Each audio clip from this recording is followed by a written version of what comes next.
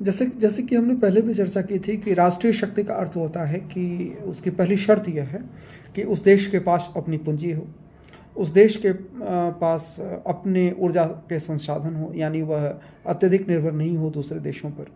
Industrial output यानी जो औद्योगिक असेंबली लाइन है या औद्योगिक कैपेसिटी है, औद्योगिक सामानों की जो सप्लाई लाइन है वो उसके पास अपने देश में ही उपलब्ध हो, या दूसरे देशों से भी हो तो वो उन पर ओवरली डिपेंडेंट नहीं हो। और चौथा, उसके पास मिलिट्री टेक्नोलॉजी हो और उसकी मिलिट्री कैपेसिटी उसके पास हो। इन अर्थों में देखें तो भारत एक को छोड़ करके, भारत में काफ़ी हद तक कैपिटल, भारत में जो सुधार हुए हैं उसके कारण कैपिटल काफ़ी हद तक भारत में है। कुछ चीज़ों को छोड़ करके कैपिटल के मामले में काफ़ी हद तक भारत जो है सेल्फ सस्टेनेबल स्थिति में है, यानी सेल्फ डिपेंडेंट है।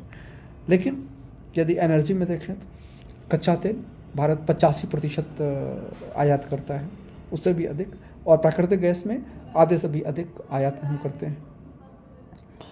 और ये हमारे ये जो बिल है, यानी हमारा एनर्जी सेक्टर का जो बिल है, आयात इंपोर्ट बिल, वो बढ़ता ही जा रहा है। इसका क्या उपाय है? इसका उपाय ये हो सकता है कि 2-3 चीज़ें। पहली बात तो ये है कि अपना जो अंडमान निकोबार, जैसे हरदीप सिंह पुरी ने कहा था कि गयाना लाइक प्रोजेक्ट यदि वास्तव में है अंडमान निकोबार में, तो उसका पूरी तरीके से यूज़ किया जाए।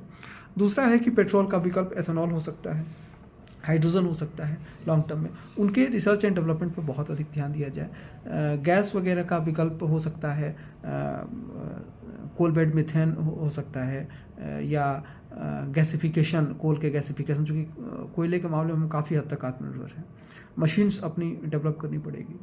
और तीसरा जो CBG है, यानी कंप्रेस्ड बायो गैस, तो उससे संबंधित प्लांट्स हम लोग बनाएं और उससे संबंधित जो चीज़ें हैं उसे पूरी करें। चौथा ये भी हो सकता है कि हमारे यहाँ जितने मवेशी हैं उनके यांत्रिक ऊर्जा, यानी उनकी मेहनत का प्रयोग करके भी हम लोग बिजली पैदा कर सकते हैं, या उसे इलेक्ट्रिसिटी में मैकेनिकल एनर्जी को इलेक्ट्रिकल एनर्जी में कन्वर्ट कर सकते हैं।